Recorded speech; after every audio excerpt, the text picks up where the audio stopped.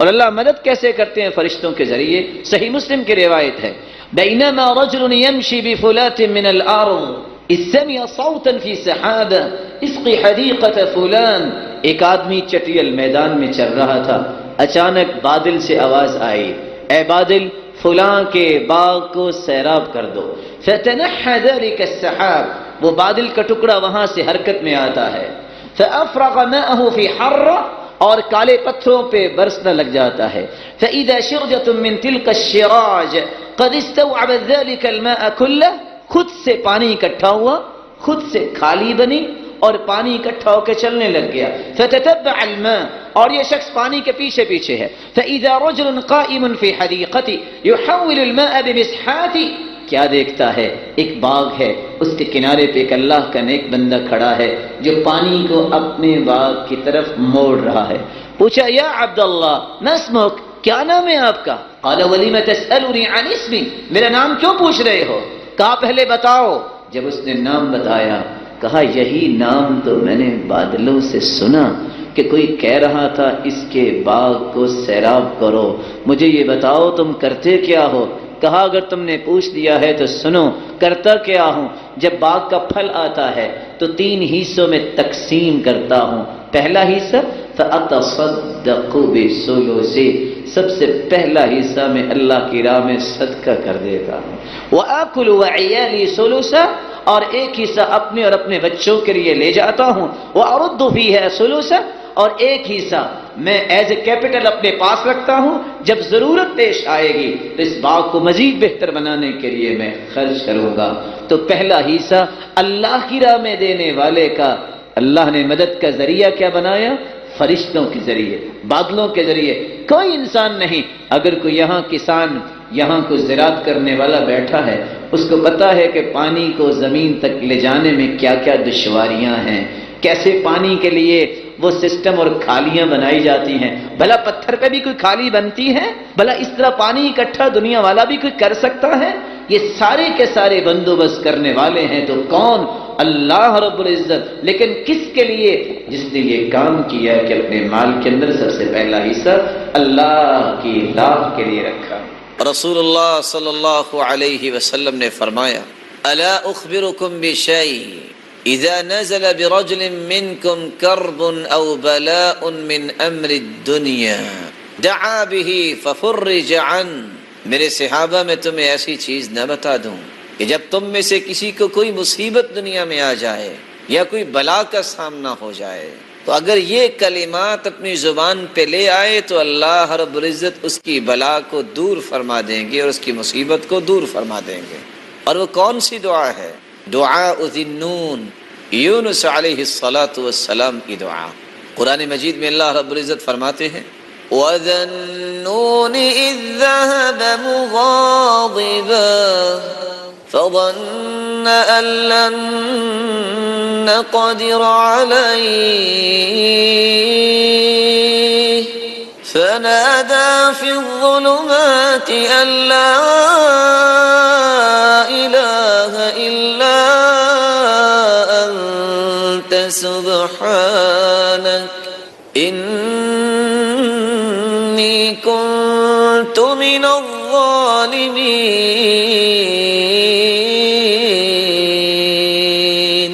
قوم سے ناراض ہو کہ یونس علیہ السلام وہاں سے چل دیے۔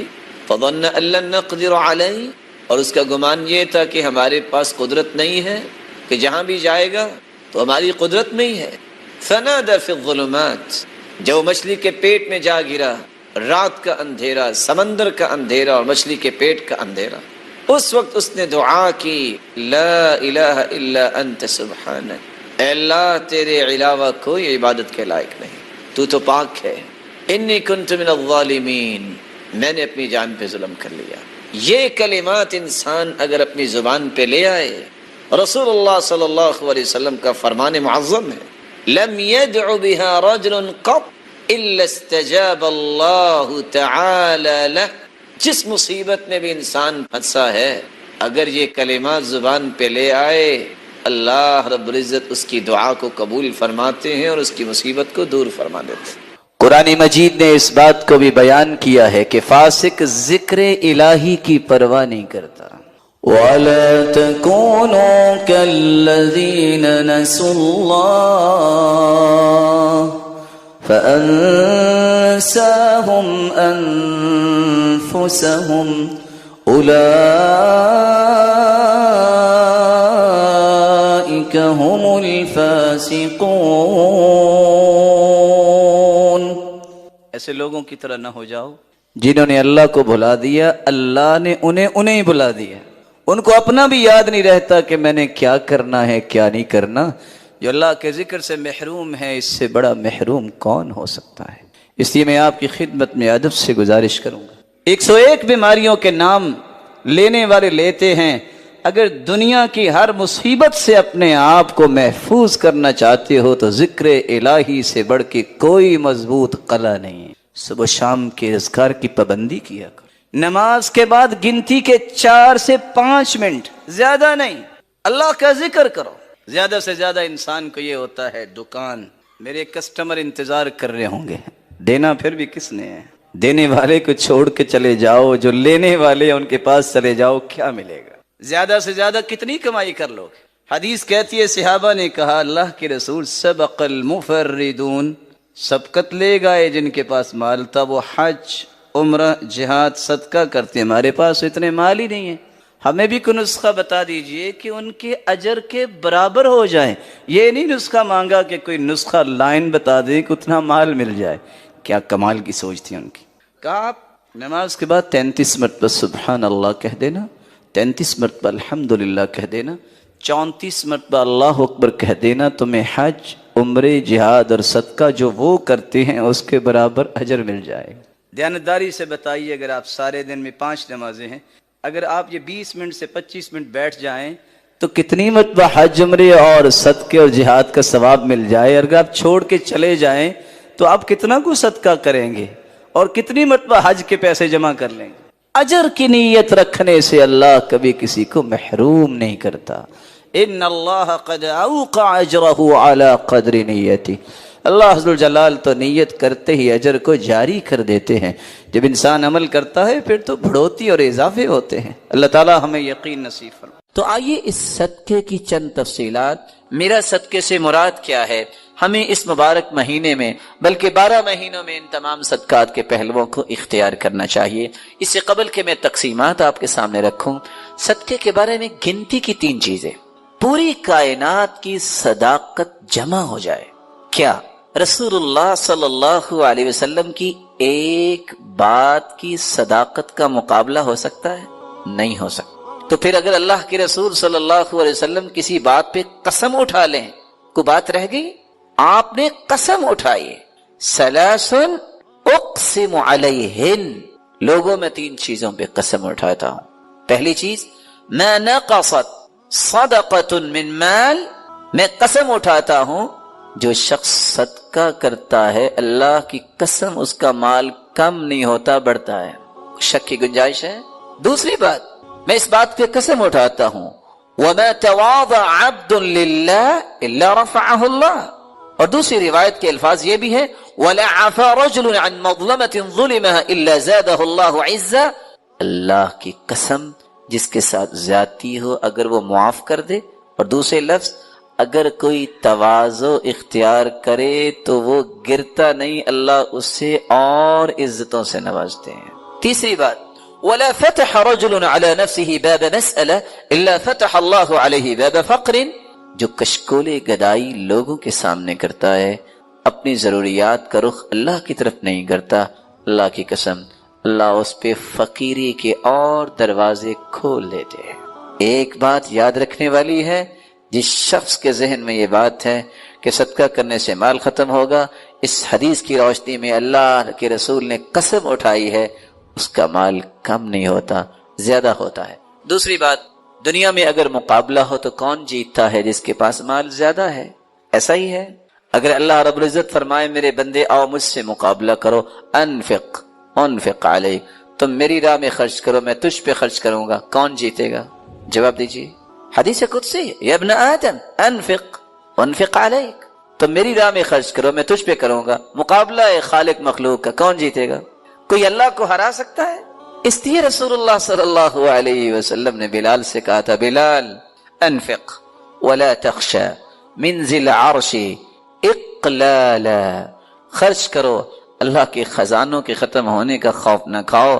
اللہ کے خزانے اتنے ہیں، حدیث قدسی ہے، لو ان اولکم وآخرکم وانسکم وجنکم قاموا فی صعید واحد، اگر آدم علیہ السلام سے لے کے قیامت تک آنے والے جن انسان ایک ہی میدان میں کھڑے ہو جائیں، ہر اپنی خواہش اللہ کے سامنے پیش کریں، اللہ سب کی خواہشوں کو پورا کر دے، تو اللہ رب العزت فرماتے ہیں میں نقص من ملکی شیئا، میری بادشاہی میرے خزانوں میں اتنی بھی کمی نہیں آئے گی، جتنا تم سوئی سمندر میں ڈالتے ہو تو جب نکالو تو پانی کتنا آتا ہے، اتنا بھی میری بادشاہی اور خزانوں میں کمی نہیں آتی۔ تو رب کے ساتھ مقابلہ اور رب کے ساتھ اس پروجیکٹ کو قبول کرنے والا کبھی خسارہ نہیں اٹھاتا۔ تیسری بات، آج دنیا میں انسان جس کی چاہے منت کر لے کہ تم میرے لیے دعا کرو، کوئی شورٹی دے سکتا ہے کہ اس کی دعا قبول ہوگی؟ نہیں، اللہ جانتا ہے۔ لیکن نورانی فرشتے ایسی مخلوق ہیں جو دعا کریں تو اللہ رد نہیں کرتے، اور اس کا راز کیا ہے؟ نورانی فرشتے اس وقت تک دعا کرتے ہی نہیں جب تک اللہ تعالیٰ کا حکم نہ ہو، اور اللہ رب العزت اپنے فرشتوں کو اس وقت تک حکم دیتے ہی نہیں جب تک اپنے بندے سے راضی نہ ہو جائیں۔ جب اللہ راضی ہوتے اپنے بندے سے تو فرشتوں سے کہتے ہیں دعا کرو، پھر اللہ قبول فرماتے ہیں۔ اور صحیح بخاری اور مسلم کی روایت ہے، ما من یوم یصبح العباد فیہ الا وملکان ینزلان یقول احدهما اللهم اعط منفقا خلفا ويقول الاخر اللهم اعط ممسكا تلفا، دو فرشتے ہر روز اللہ کی طرف سے نازل ہوتے ہیں، جن میں سے ایک دعا کرتا ہے، اے اللہ جو تیری راہ میں مال خرچ کرتا ہے، اے اللہ اس کے مال میں برکت فرما۔ دعا کون کر رہا ہے؟ فرشتہ۔ قبول کون کرے گا؟ میرا مالک۔ اور دوسرا فرشتہ دعا کیا کرتا ہے؟ اللہم اعطی ممسکا تلفا، اے اللہ جو بخل کرتا ہے، تیری راہ میں خرچ نہیں کرتا، تلفن، اس کے مال کو تلف کر دے، برباد کر دے۔ تو اللہ کی راہ میں صدقہ کرنے والا، اس کے لیے جہاں اللہ کے رسول نے قسم اٹھائی کہ مال کم نہیں ہوگا زیادہ ہوگا، جہاں اللہ رب العزت نے فرمایا تم میرے راہ پہ خرچ کرو گے میں تجھ پہ خرچ کروں گا، وہاں فرشتوں کی دعاؤں کا مستحق بنتا ہے۔ اللہ رب العزت سب کو توفیق عطا فرمائے۔ یہ ہے مال کا صدقہ۔ لیکن صرف مال کا صدقہ نہیں، مومن اس کی اپروچ جو ہوتی ہے وہ اسلام کے تمام پہلوؤں پہ ہوتی ہے، کسی ایک جہت پر نہیں۔ اسلام کی یہی تو خوبصورتی ہے۔ اگر کسی کے پاس مال نہیں تو وہ کیا کرے گا؟ محروم ہے صدقے کے اجر سے؟ نہیں محروم۔ وہ کیا کرے؟ رسول اللہ صلی اللہ علیہ وسلم نے فرمایا ان بکل تسبیحۃ صدقہ، سبحان اللہ کہنا صدقہ ہے، بکل تکبیرۃ صدقہ، اللہ اکبر کہنا صدقہ ہے، بکل تحمیدۃ صدقہ، الحمدللہ کہنا صدقہ ہے، بکل تہلیلۃ صدقہ، لا الہ الا اللہ کہنا صدقہ ہے، امر بالمعروف صدقہ، نیکی کا حکم کرنا صدقہ ہے، نہی عن المنکر صدقہ، برائی سے منع کرنا صدقہ ہے، فی بضع احدکم صدقہ، بیوی کے حقوق کو پورا کرنا صدقہ ہے۔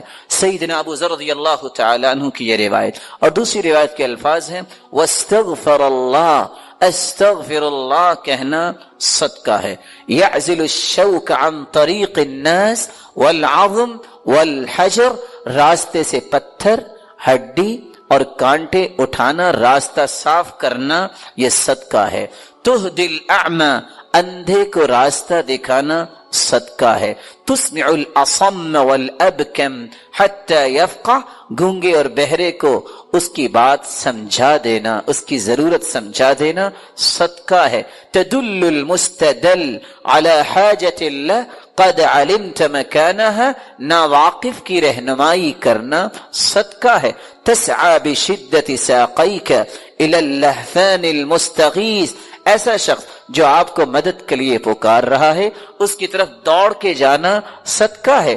اور تیسری روایت کے الفاظ ہیں وَبَصَرُكَ لِلرَّجُلِ الرَّدِيءِ الْبَصَرِ لَكَ صَدَقَةٌ، جس شخص کی نظر کمزور ہے آپ اس کی رہنمائی کر دیتے ہیں، یہ صدقہ ہے۔ اور فرمایا فَالْكَلِمَةُ الطَّيِّبَةُ يَتَكَلَّمُ بِهَا الرَّجُلُ صَدَقَةٌ، اچھی بات کرنا صدقہ ہے۔ اور اگلی روایت میں آتا ہے عون الرجل اخاہ علی الشیء صدقہ، کسی بھائی کی کسی چیز میں مدد کرنا صدقہ ہے۔ والشربۃ من الماء یسقیها صدقہ، اور کسی کو پانی کا گھونٹ پلا دینا صدقہ ہے۔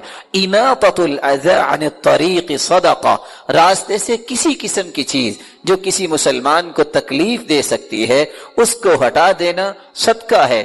اور پانچویں اور چھٹی روایت کے الفاظ یہ ہیں، رسول اللہ صلی اللہ علیہ وسلم نے فرمایا ما اطعمت زوجتك فهو لك صدقہ، جو تم اپنی بیوی کو کھلاتے ہو وہ بھی صدقہ ہے۔ وما اطعمت ولدك فهو لك صدقہ، جو اپنے بچوں کی پرورش پہ خرچ کرتے ہو وہ بھی صدقہ ہے۔ وما اطعمت خادمك فهو لك صدقہ، جو اپنے خادم کو تم دیتے ہو وہ بھی صدقہ ہے۔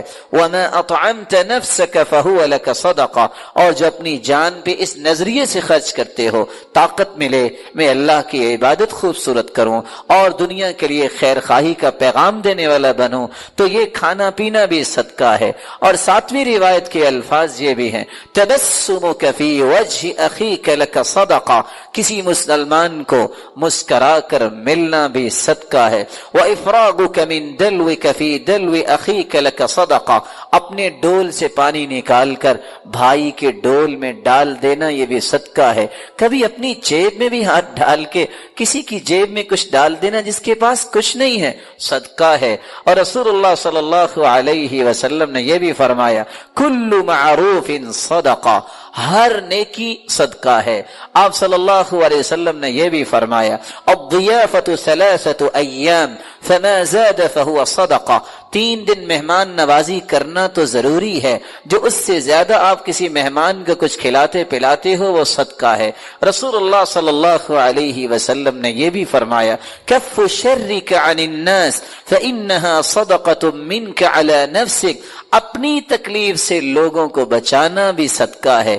ایک ہے لوگوں کی تکلیف، ایک ہے کہ خود بھی کسی کو تکلیف نہ دو، یہ بھی بہت بڑا صدقہ ہے۔ رسول اللہ صلی اللہ علیہ وسلم نے فرمایا تعدل بین الاثنین صدقہ، 2 مسلمانوں کے درمیان صلح کروا دینا، انصاف کی بات کرنا بھی صدقہ ہے۔ تعین الرجل علی دابتہ فیحمل علیہا، کسی شخص کی مدد کرنا اور اس کو اپنی سواری کے ساتھ بٹھا لینا بھی صدقہ ہے۔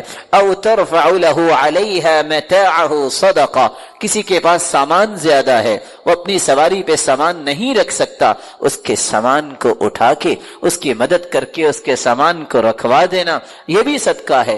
کل خطوۃ یخطوها الی الصلاۃ صدقہ، نماز کے لیے گھر سے نکلنا ہر اٹھنے والا قدم بھی صدقہ ہے۔